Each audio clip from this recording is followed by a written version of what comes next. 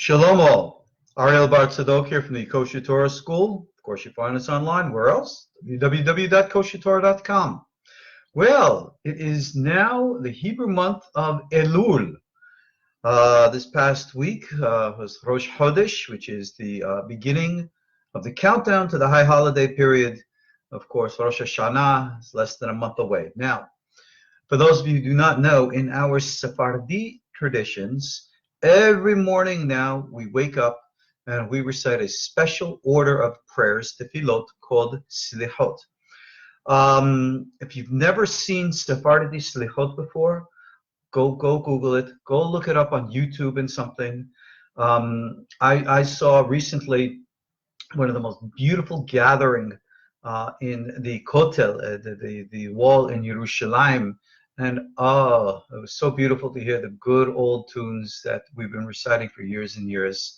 It is truly, in my opinion, one of the most loveliest cultural events in all the Jewish calendar. So for those of you who have never seen Sephardi Slechot, especially Yerushalmi, Jerusalem tradition, go find it online. For me, it was inspirational and beautiful. Maybe it can be so for you too. But now, with that being said, we're in the countdown period now to Rosh Hashanah. Rosh Hashanah, as everyone knows, is the Jewish New Year.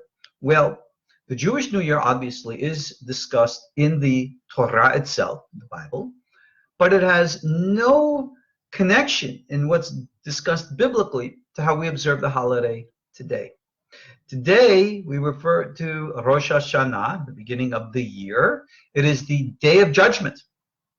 Everybody knows we blow the shofar on Rosh Hashanah. That we can find from the Bible. But where does it refer to Rosh Hashanah as being the Day of Judgment? The day in which everything in the universe is actually, if you will, judged. Well, what does it mean to be judged? That's another good question to ask. That means that we all stand before God, and God strokes his mighty beard. God has a beard, really? And says, innocent, or guilty.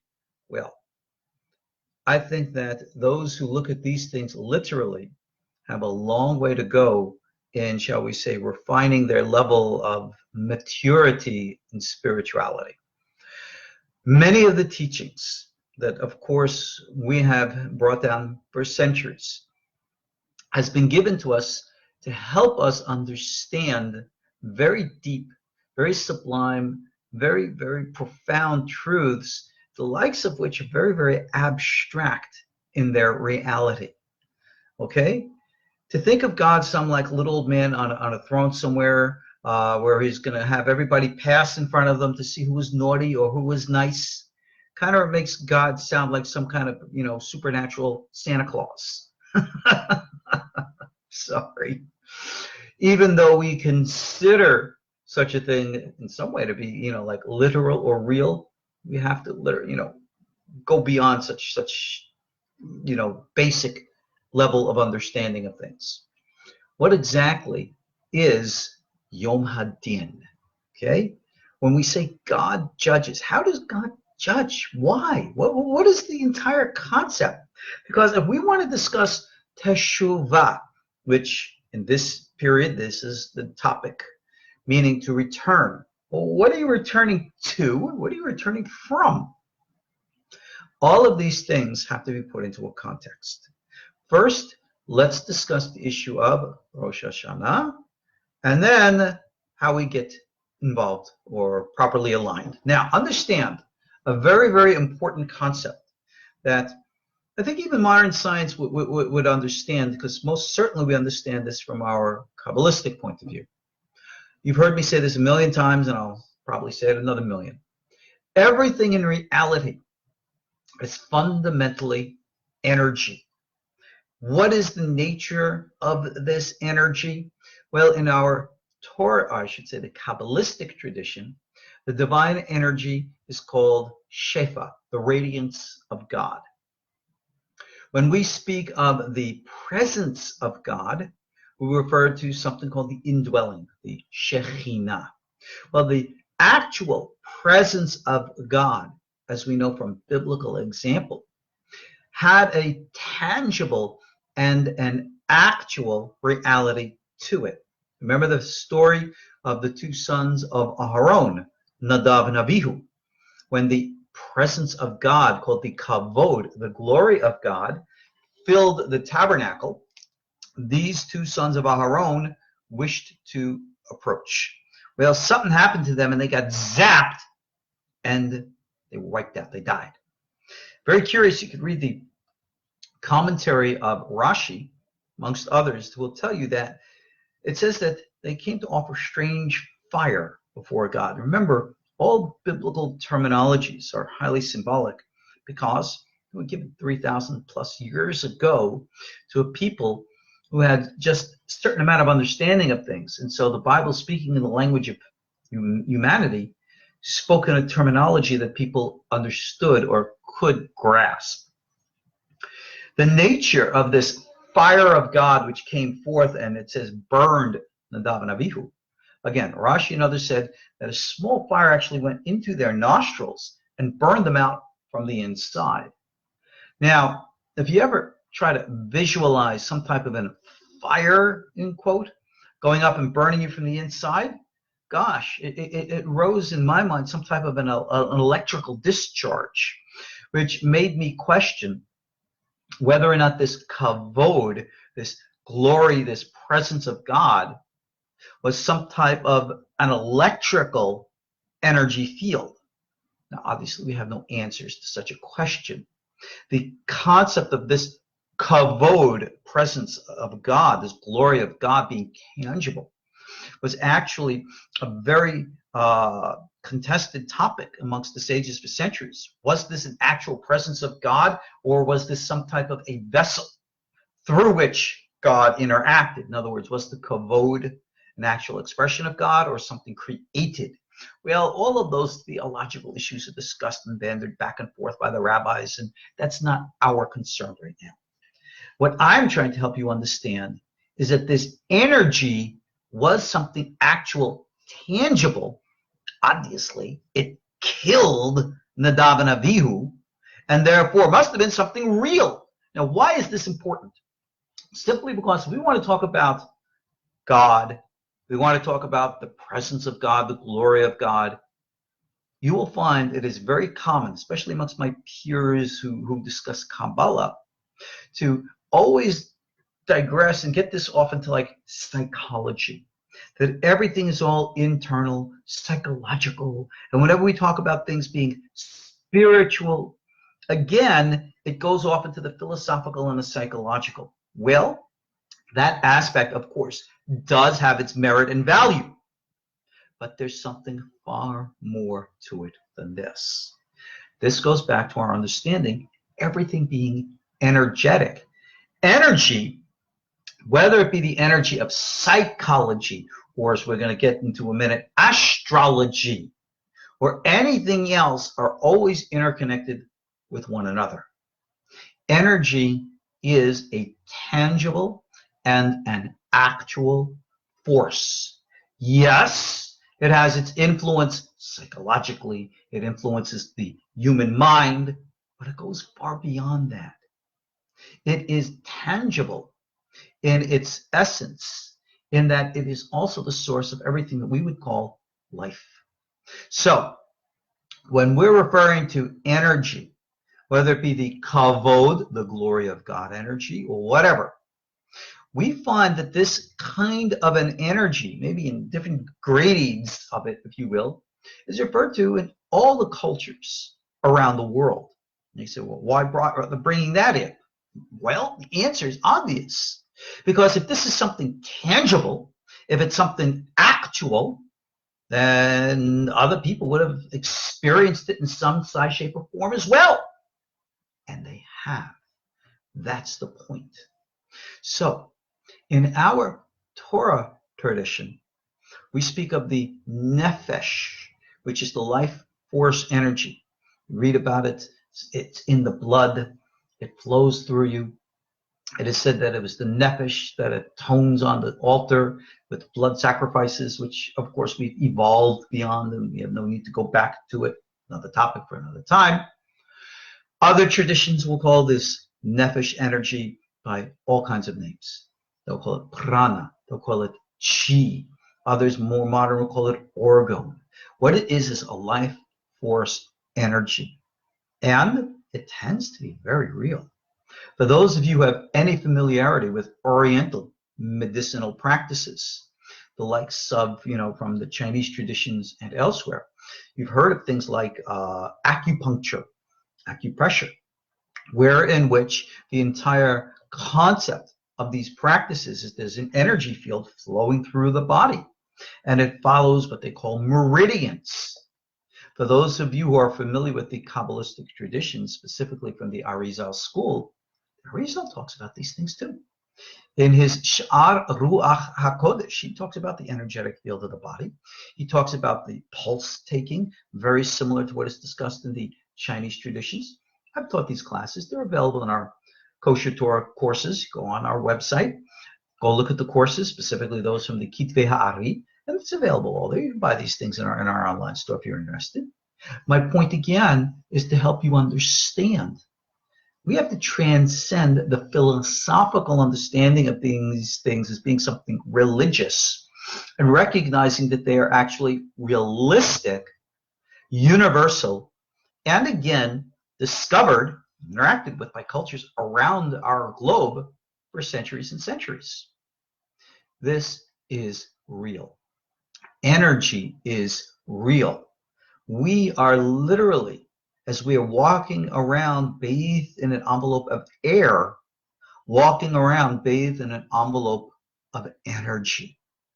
Now, this energy comes from God. Is this energy God? Well, God's in everything. He has to be. Why? And they really shouldn't call God a he. We do that just out of convenience. Why? Melo kol haaretz kavodo. The whole world is full of his kavod. Remember that same old kavod that zapped Nadav and Abihu? Well, it's all around us. Don't get too close. We'll get zapped. Now, obviously I'm being a little facetious, but not much. Because in grades, levels, think of it, if you will, like light out of, a light bulb, if you will. When we excite electrons, it creates light and energy and things like that. Well, you can think of the light of the sun. That's pretty intense. You get a little too close to that, you get, vaporized. But yet we can dilute that light lower, until we eventually have the light bulbs that, like are right here on the desk of where I'm sitting now, giving enough light for us to, light up my office here and give us room for, for our class, etc. It's the same light. It's exactly the same, but in grades. So understand this kavod of God, if you will, having grades as well.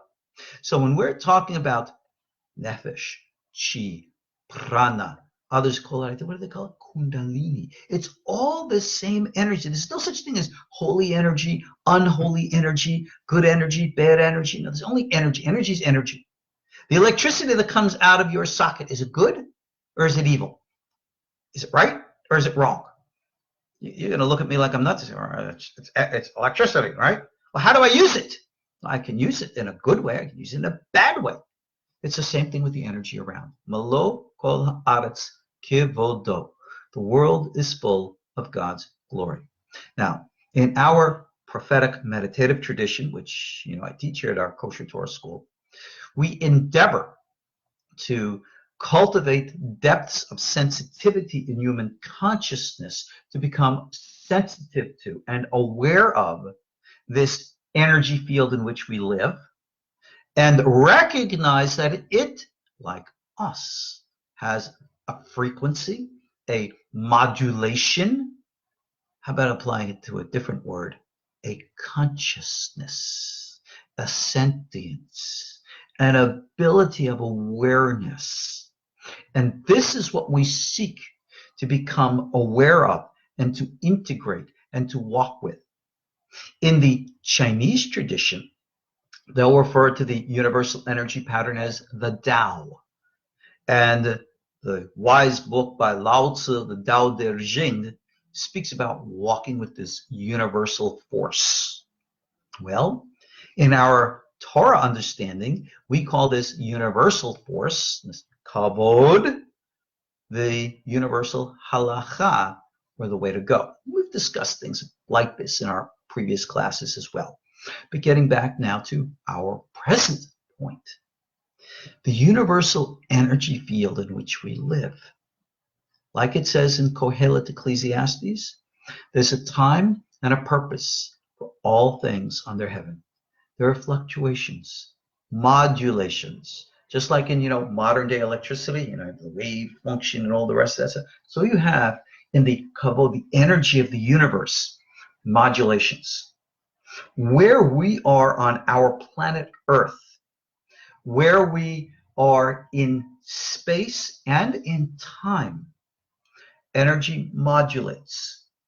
There's a third dimension that goes along with space and time, and that is consciousness.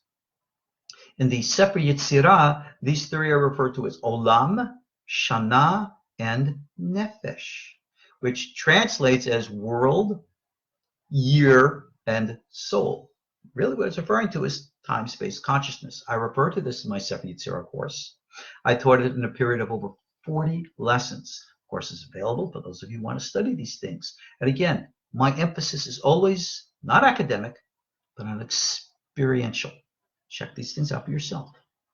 So our three dimensions, again, not, three dimensions in space and time, but space itself, time itself, consciousness. Because as we learn from quantum experience, space and time are subject to human perception. Human perception, of course, is consciousness, awareness.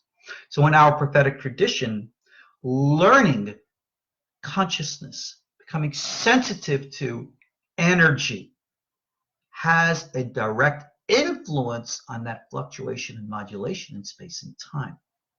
So here we are in our reality, on our Earth. Our Earth is going around the sun. Sorry, all you geocentric guys who misunderstand our Holy Torah. It is the Earth that goes around the sun, not the other way around.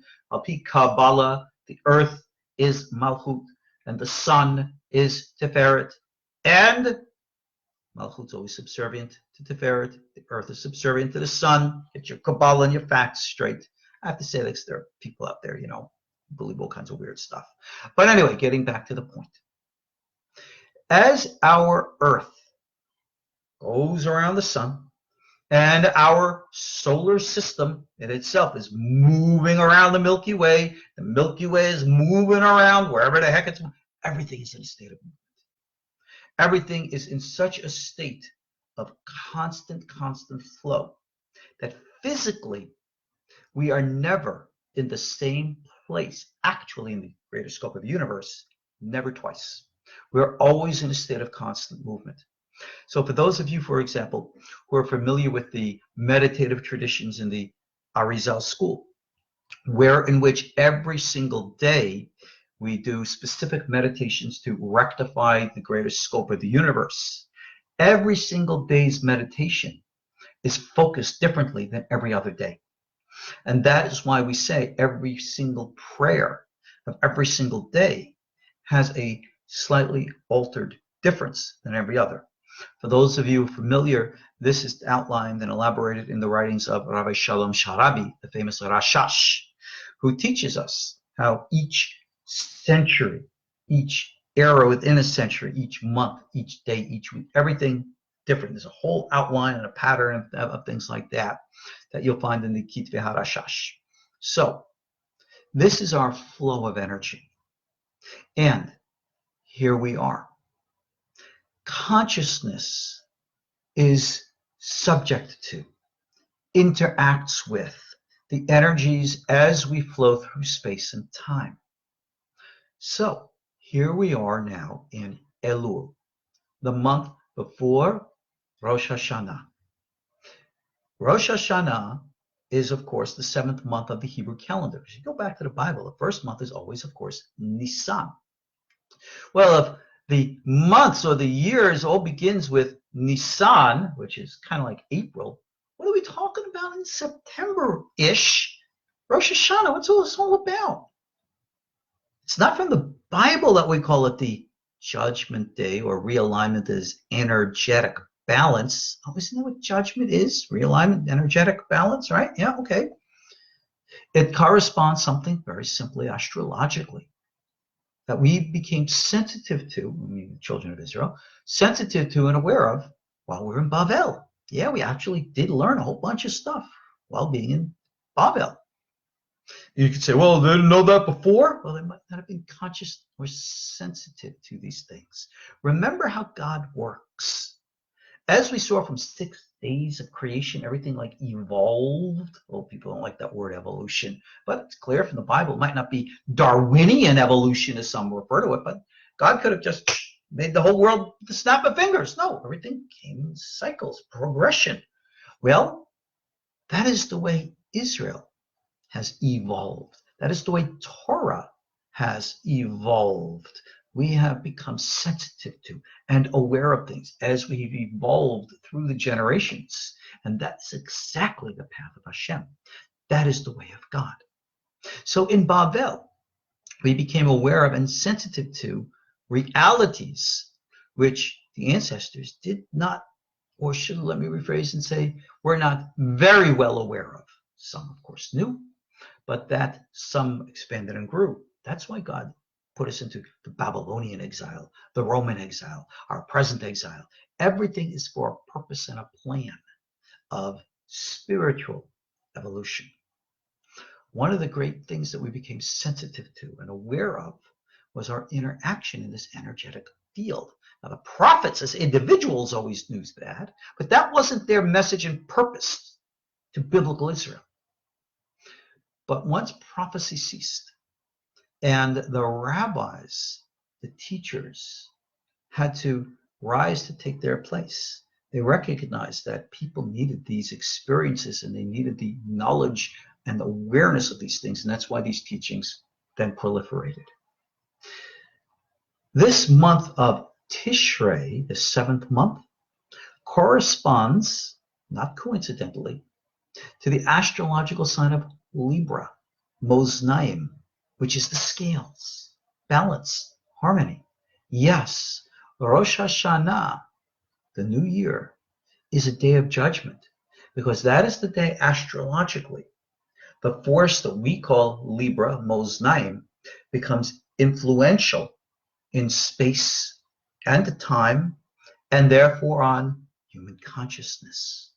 And as human consciousness enters into this relationship in space and time with Libra, Rosh Chodesh Tishrei, which again is the new month of Moznaim, the scales, all these forces of balance then come into play. And as we pass through Libra, where is human consciousness at that time? Not only human consciousness, all consciousness. And remember, according to our understandings, everything is conscious. Everything is aware. This isn't just a Kabbalistic point of view.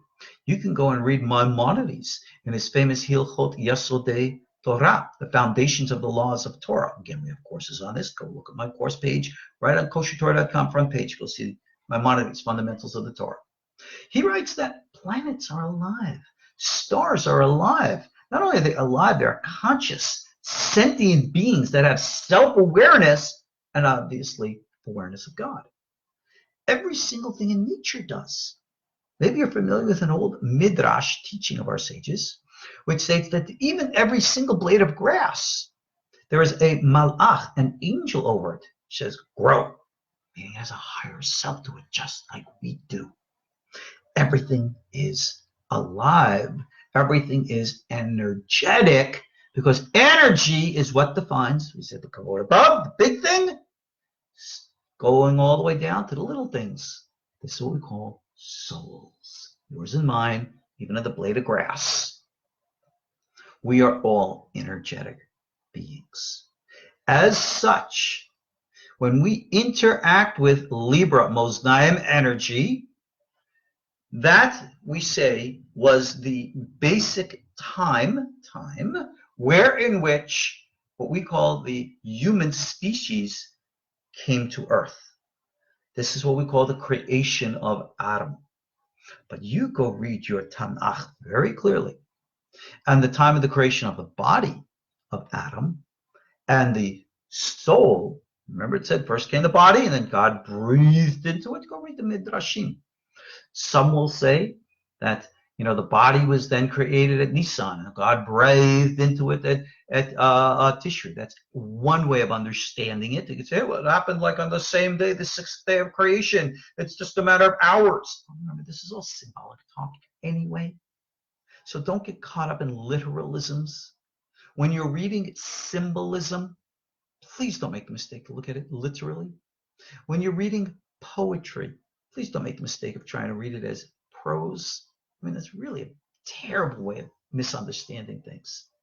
Whenever you're coming to any form of scholarship, please take into account the type of literature that you're listening or learning so you can understand how to look at it.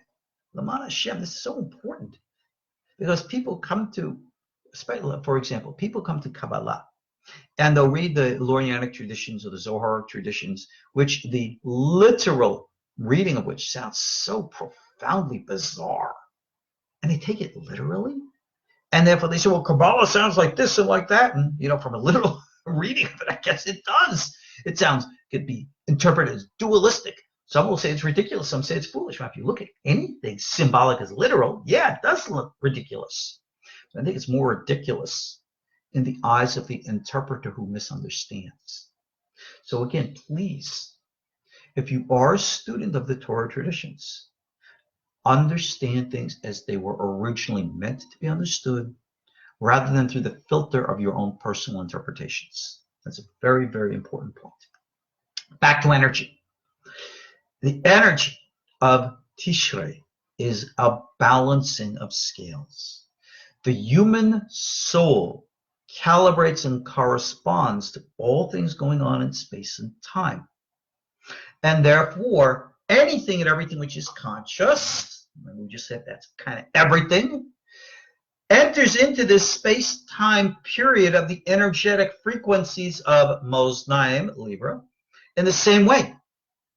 And that interaction at that time, which we said is the, in quote, birthday time of the Adamic species, the Adamic energy coming onto the earth, well, it is at this time, this calibration, where in which everything then goes through a process of interaction and integration in relationship to its present place.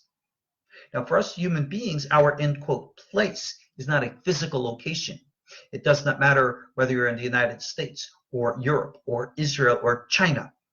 What it matters is where you are psychologically, or what we can say spiritually. So, where you are, in quote, spiritually, energetically, is how you are, in quote, judged.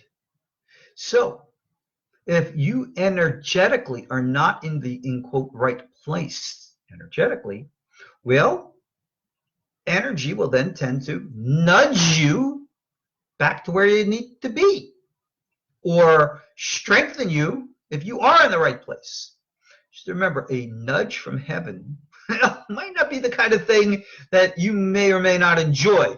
Remember Nadav and Avihu, they got a nudge as well. Pretty shocking if you remember. So, this is what Rosh Hashanah is all about, an energetic realignment of energies. So when we want to talk in this period of doing Teshuva, or returning to God, please don't be so superficial, so platonic, to think that this is a call for you to become more ethnically or culturally religious. Now, as I began, I discussed the beautiful experience of reciting Slichot, and I encourage you to go look up online recitations of Slichot at the Kotel in Yerushalayim. Oh, breathtaking, beautiful. I saw the video myself. I put a share or something like that on my Facebook page. I thought it was so nice. That's ethnic. That's cultural. I enjoy it. That's me. That's my ethnicity and culture. You might be of a different persuasion. So be it. But that is not the energy of which I'm speaking. The individuals who were there physically, maybe somewhere in the semblances of their hearts or minds, they were in their own way trying to reconnect with something. I think so. That's what it looked like for many, if you will. That's what I'm kind of talking about here. So each and every one of us, when it comes to Teshuva, returning to God, well, if you feel that you need to interpret that within a context of becoming more ethnically or culturally religious, well, I guess you can do that. But what it means is to calibrate your energetic soul, your ruach. And remember, we have 5 levels of soul. Ruach, nefesh, nefesh, ruach, neshama, ha-yechida. The levels of consciousness within us, how we live our lives, what it is that we do. And a very important point is this: how can you return to God if you don't even know who you yourself is? So a return to one's true self, one's true inner awareness and identity. This is the most important point of what I'm discussing with you. I very rarely will take on private students who I will teach one-on-one. When I find somebody who is really energetically ready, I jump at the chance. Why? Because I recognize a kindred soul, be it a sister or a brother. And I endeavor to work with such individuals. Remember, one-on-one, just like it said in Tractate Hagiga, you got to teach this stuff one-on-one. This is what we call the old, Ma'aseh Merkabah stuff. And what I teach them is sensitivity to energy. How do you get sensitive to this energy? I'm going to teach you now a tradition. I wrote about this a long time ago, 25 years ago, my book, Call Upon My Name. Not available anymore. Sorry for those of you who want it. And this is something brought down by, of all people, the Ben Ish Hai, Rabbi Yosef Chaim of Baghdad, modern day Bavli, actually from a century ago, if you will. But this is an old tradition brought down by the Ariel. You want a meditation? You want to help calibrate and align yourself individually with what we call the power of God, this kavod. Well, the kavod of God is his name, Yud Ke Vav Ke. We put him in Shvitis, the likes of which you can see over behind me right now. And the technique that we use is this. Take the letters of your individual name. Doesn't matter what language your name is. Find the appropriate Hebrew letters and knit them together with the letters of the name Yud Ke Vav Ke. And you can put the vowels, which you call the base vowels, called Tuchai Hotam. I discuss all this in my book, Walking in the Fire, and elsewhere. Go look this up on our KosherTorah website. And by knitting the letters of your name together with the letters of Yud Ke Vav Ke, you come up with your own personal mantra, if you will, or chant, which unites your soul, your higher self, with God. And by chanting, reciting this over and over again, it opens up doorways in consciousness. You can become sensitive to and aware of this, in quote, kavod, and become sensitive energetically to what's going on in this greater wide universe around us. That is a technique that we teach and that we use. Now, again, for those individual students, the Yehidei Segula, who I take on, like my Rebbe Meir took on me, well, I work with them personally. I can't work with everybody, and I don't. I honestly, work exclusively pretty much with the registered students of our KosherTorah school. Bottom line is, we run an online yeshiva pretty much, and we're an outreach program. I try to do as many things for the general public as I can, but, I got to make a living, got to pay the bills somehow.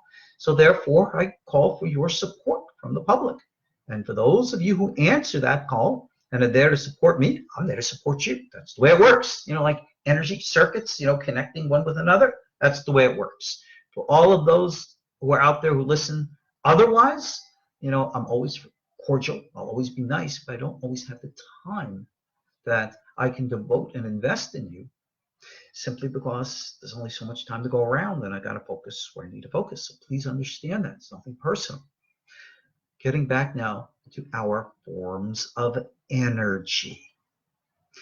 Tishrei will help align us with our own consciousness, for good or for bad. That's why we call it blessing or curse. That's why it's good or bad. This is what you get. I'm not going to talk about the Yom Kippur stuff right now. But this month of Elul, symbol of Virgo, the Virgin. Now, let's not wax sexually or in type of male female type of anything of the kind. No, Virgo, again, like anything else astrological, is an energy field with, again, experienced within the human in a psychological abstract way. Virgo, Betula, this energy period of Elul, is kind of like a point to reset. It is said that Virgo, the Virgin, represents this, in quote, fifth element, the prima mater, what is referred to in the Greek tradition. Ramban Nachmani refers to this in his Torah portion as the Hiuli. I think it was called the Hayel by others. It's actually an interesting concept.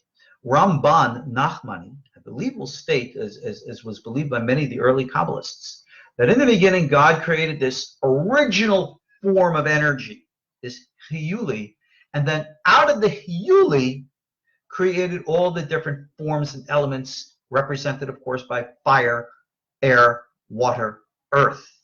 You'll find this concept also discussed in later Kabbalistic tradition, with the original form being Adam Kadmon, and then from Adam Kadmon came forth the four worlds called Atzilut, Beriah, Yetzirah, Asiya. It's the same concept, just with different terminologies.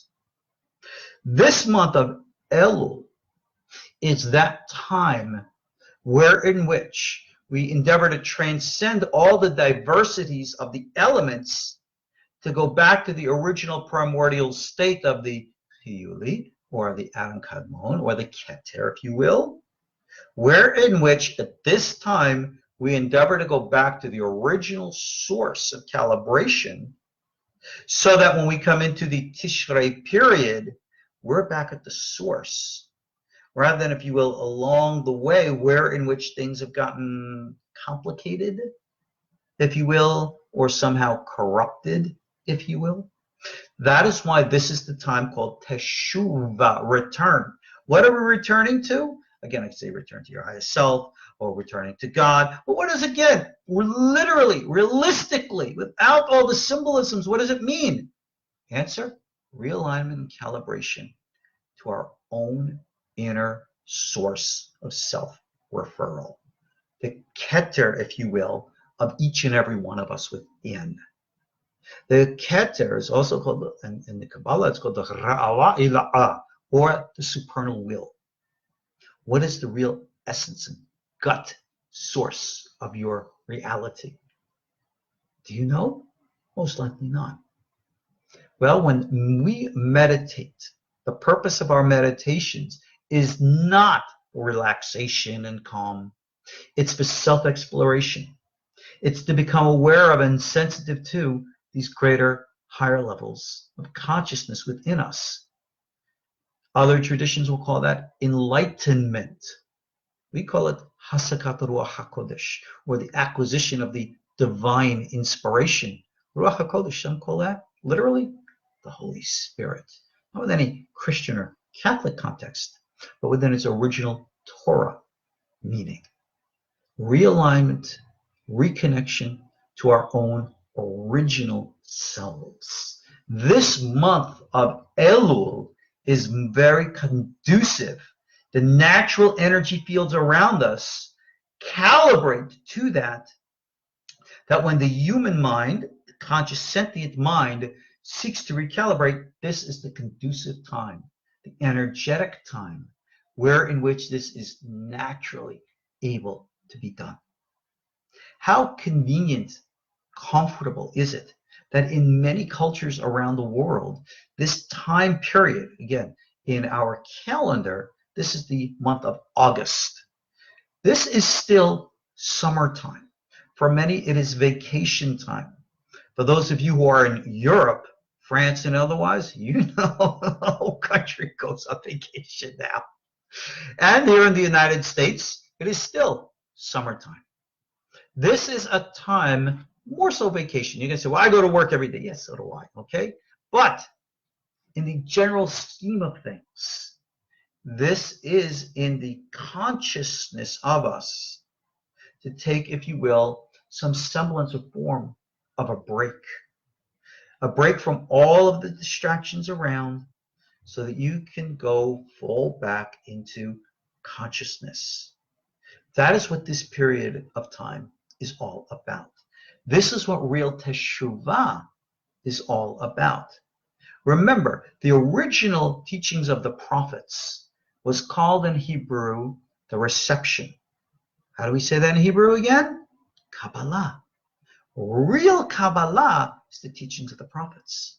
The real meaning and essence of the prophets was always coming back to oneself, so that the higher self within connects to the kavod, the energy, your energy, which is a soul, little kavod, connects to the big collective kavod, and all energy then calibrates. Everything is in harmony, everything is in balance, and that, of course, brings us right into Rosh Hashanah, the high holiday period, and everything else. So this is our time. This is our opportunity.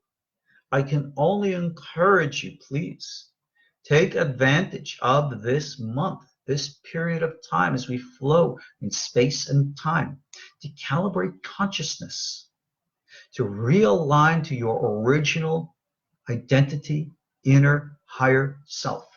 What I have available for you at our KosherTorah school, all these courses are available to you. But if you don't take advantage of them, I can't do it for you. You're the ones who have to do this. It is your soul. You're part of the greater whole, which is at stake here. What you choose to do is up to you. I am here as your brother to assist any way I can. That's why these classes are here. And again, I am here for you. I thank those of you who are here for me. We work together as a greater family to energize, calibrate, and project positive flowing energy of alignment into the greater collective. That's what it's all about. So on that note, I'm going to conclude. Thank you again all for listening to me. As you know, I'm your host, Ariel Bar Tzadok, KosherTorah School. Find us online at KosherTorah.com. Check us out. Looking forward to seeing you next time. God bless. Shalom.